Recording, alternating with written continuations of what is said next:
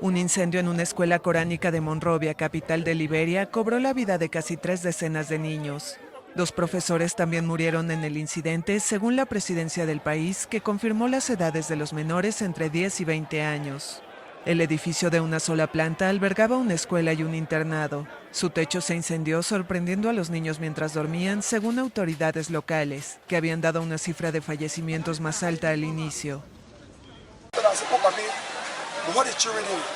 Dije, papá, ¿dónde están los niños? ¿Hay niños adentro? Después, mientras íbamos a la puerta trasera, vi a otro hombre viniendo.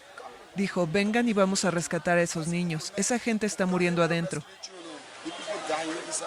Cuando pasamos a la puerta trasera, escuchamos a los niños llorando. Se colgaban de la barra de la ventana. Decían, nos estamos muriendo aquí, estamos muriendo, rescátenos. El presidente George Weah acudió a Paynesville, un suburbio de Monrovia, para reunirse con víctimas y familiares. Esos niños, empatizamos con ellos. Morir en un incendio no es algo fácil. Es muy difícil y ni siquiera sabemos qué decir. Queremos hacer saber a la familia que estamos con ellos. Nuestro gobierno empatiza con ellos. Familiares de los niños aún esperaban información más detallada en las cercanías del edificio.